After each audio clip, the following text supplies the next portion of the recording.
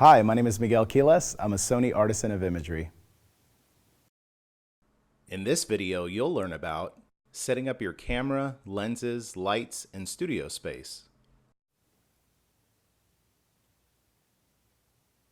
Camera settings are a very important part of a studio shoot.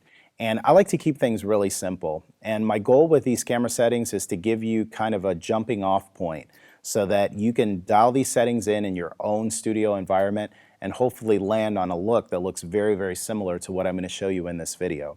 So first things first, what you need to make sure that you're doing anytime you're shooting with an off-camera flash, you need to go into your menu and make sure that you turn off the live view setting in your menu. Make sure that that is set to off. The reason being is that if you're shooting at an f8, f9, f11, I think we shoot as high as f13, when you start to focus, you're going to notice that your screen will black out if your live view display is turned on. So make sure that you turn that off because it will make the whole shoot run so much smoother. Next, we're going to go ahead and start off at f8, 1/160th of a second, ISO 100. And this is kind of a nice starting point for your camera settings, and I'll kind of tell you how I tweak it from there, but that's where I start off. When I shoot this style of portrait, I have a lot of different options to where I place my light. And you're going to notice that for the first few series segments of images, I'm going to shoot them all the same. I'm going to have my softbox very directional, very direct to the model. It's not going to be off to the side or something like that. It's going to be directly in front of the model, slightly above her.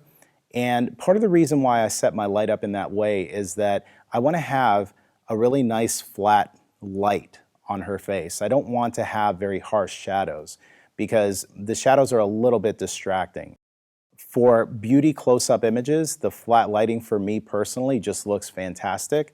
And so that's going to be the very first 3 segments of images that I'm going to shoot are going to be with that softbox, very directional, going straight ahead.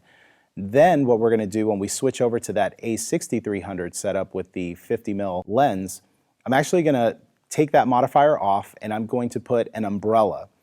And so part of the reason why I'm using the umbrella is that I want to be able to show you that you can get a very easily, readily available modifier and still get really great portraits. For that one, we're going to change things up a little tiny bit. Instead of having the modifier directly in front of the model, we're actually going to put it to my right side. And so the reason why I'm doing that is now I do want to introduce a little bit of shadows onto her face to really carve out the detail and kind of give that curvature that you really don't get unless you have some shadows. But I still want to have soft shadows. I don't want to have the very harsh, defined transitions from light to shadow. So using the silver umbrella and kind of placing it off to the side gives me a nice balance between kind of a hard light and a soft light type of a look. So those are going to be the 2 main setups that we're going to use as far as the lighting goes for these particular shots.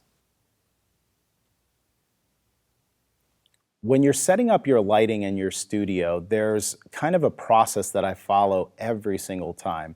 And it's a little counterintuitive to a lot of people, but follow along with me here for a moment. What I like to do is if you're shooting in a studio environment or maybe you're shooting on location, there's going to be light pouring in from everywhere. In the studio that I'm in right now, I have lights to the side, lights above, lights behind, and these are lights that I can't really control. I mean, I can't control them to some extent, but I can't really control them that much. So what I'm looking to do before I take any shots, I'm looking to actually negate all of the ambient light. So all of this natural light that's in the room and even artificial light that's in the room, I'm trying to negate it. I'm trying to make it to where it does not impact my photograph whatsoever. People ask me all the time, why do you start at f8? That's the reason why I started f8. Because naturally, in many studio environments, in most scenarios, if you set your camera up to f8, 1/160th of a second, ISO 100, your intended goal image should be completely dark. You should have, when you take a shot, before you turn on your studio strobes, you should have a completely black image on the back of your screen. Once you have that launching off point, then you could put your studio triggers on, you could turn your lights on, and you're going to notice that now you have complete control over your lighting. Now you can move it to exactly where you want it to be, you can shape it the way you want, And you don't have to worry about the overhead lights or the side lights or a television that might be on in the background that's adding additional light into the environment. If you take that first shot and you notice at f8 that you still see ambient light that is bleeding into your image, then that's when you go up to f9, f11, f13.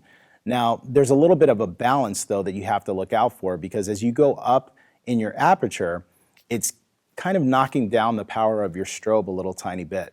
So that quarter power, all of a sudden now you may have to bump up your power settings in order to keep up with the aperture that basically negates all of the light in the room. So this is kind of the dance that you have to play into to be able to get to the point to where you have an image where you can perfectly set up your lights, you can perfectly control them, and you can get that final look without having to worry about all of the different light that's spilling into your image. Setting up your studio space can be very, very simple. What I like to do first is to get my lights set up, get my modifiers set up, kind of have a general idea of where I want that to be. I love to shoot tethered for my studio shots, so I will bring in my tether table with my laptop. I will have that set off a little bit to the side to where the model can't necessarily see it directly. And part of the reason that I do that is in between shots, I don't want the model to be distracted by the camera that keeps changing the images as they're being fed from the camera. So, but I want to be able to see it. I want to be able to evaluate and determine whether or not the images are in focus, whether or not the lighting is great. So I'll have that set off to the side to where it's not in the way. And then from there, I basically have my camera. I'll begin to put that together, put my triggers together. I always like to take test shots ahead of the model actually showing up and standing in the spot to make sure that everything is working good. And I tell this to a lot of starting photographers because a lot of the times photographers think everything is going to work out great and they don't test anything, the model stands there, and all of a sudden things don't work. And you're kind of setting yourself up for a little bit of failure, or at least a little bit more of an uphill climb. You could imagine, for example, if you were a patient and you didn't feel well, and you go to the doctor's office, and the doctor walks in, and they're fumbling, they drop the folder, they drop their stethoscope, you're gonna have less confidence that this person knows what they're doing. And it's the same thing as a photographer. If you walk into your studio space and you are fumbling with your lights, you're fumbling with where your stuff is, it doesn't look professional, and so the subjects will look and say, oh my gosh, this is just a crazy sideshow. You want to make sure that they're comfortable, you want to make sure that they're confident in your abilities as a photographer, and part of being able to get to that is making sure that you set up everything ahead of time. If you have a friend that can stand in and allow you to test your lighting, that would be ideal, because then that way you can see what the lighting is going to look like, you can tweak your lights, change your settings if you need to, and then go ahead and they can leave and the model walks into the set and everything is ready to go. And all of this really is going to help you a lot to instill the confidence in them that you know what you're doing, that you are in command of your equipment, you're in command of your lighting, and they can focus on giving you great expressions and not have this in the back of their mind that you have no idea what you're doing. So try that out, give it a shot. Next time you shoot, test all of these things, set these things up ahead of time, and you'll notice that you're going to get way better results. In this video, you learned about setting up your camera, lenses, lights, and studio space,